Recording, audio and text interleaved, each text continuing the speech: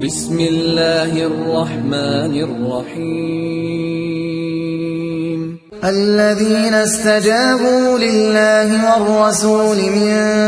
بعد ما أصابهم القرح للذين أحسنوا منهم واتقوا أجر عظيم الذين قال لهم الناس إن الناس قد جمعوا لكم فاخشوهم فزادهم إيمانا وقالوا حسبنا الله ونعم الوكيل فانقلبوا بنعمة من الله وفضل لم يمسسهم سوء واتبعوا رضوان الله والله ذو فضل عظيم إنما ذلكم الشيطان يخوف أولياءه فلا تخافوهم وخافون إن كنتم مؤمنين ولا يحزنك الذين يسارعون في الكفر إنهم لن يضروا الله شيئا يريد الله ألا يجعل لهم حظا في الآخرة ولهم عذاب عظيم إن الذين اشتروا الكفر بالإيمان لن يضروا الله شيئا ولهم عذاب أليم ولا يحسبن الذين كفروا أنما نملي لهم خير لأنفسهم إنما نملي لهم ليزدادوا إثما ولهم عذاب مهين ما كان الله ليذر المؤمنين على ما أنتم عليه حتى يميز الخبيث من الطيب وما كان الله ليطلعكم على الغيب ولكن الله يجتبي من رسله من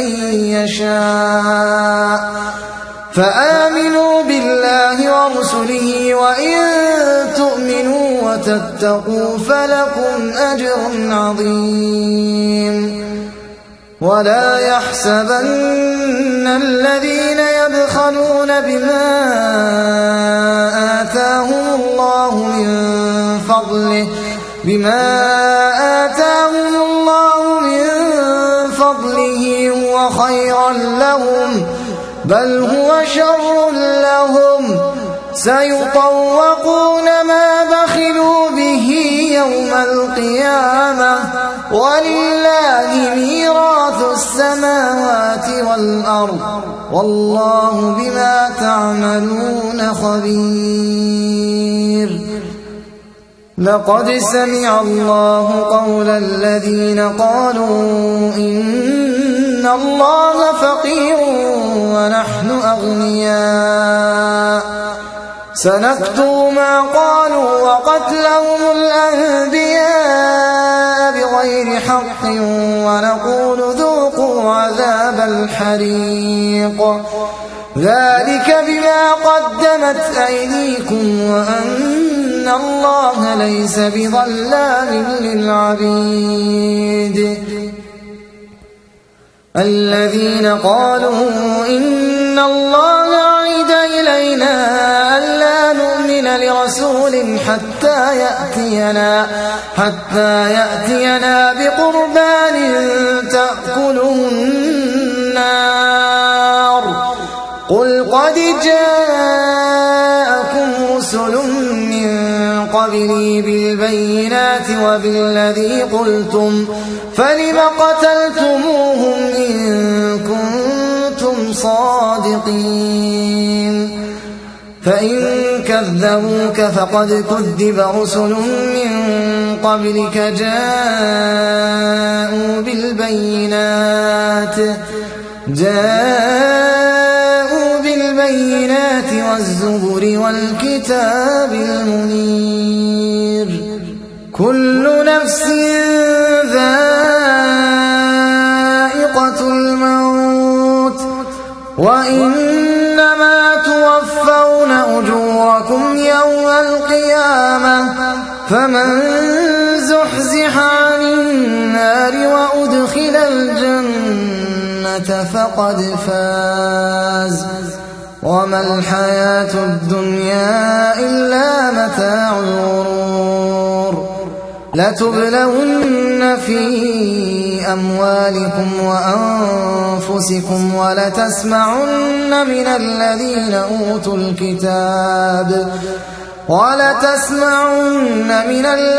أوتوا الكتاب من قبلكم ومن الذين أشركوا أذى كثيرا وإن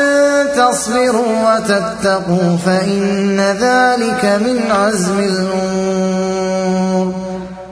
وإذ أخذ الله ميثاق الذين أوتوا الكتاب لتبيننه للناس ولا تكتمونه فنبذوه وراء ظهورهم واشتروا به ثمنا قليلا فبئس ما يشترون لا تحسبن الذين يفرحون بما أتوا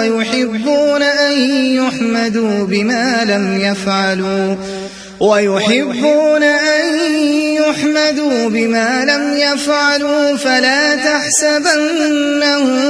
بمفازة من العذاب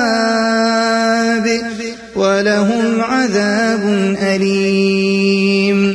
ولله ملك السماوات والأرض والله على كل شيء قدير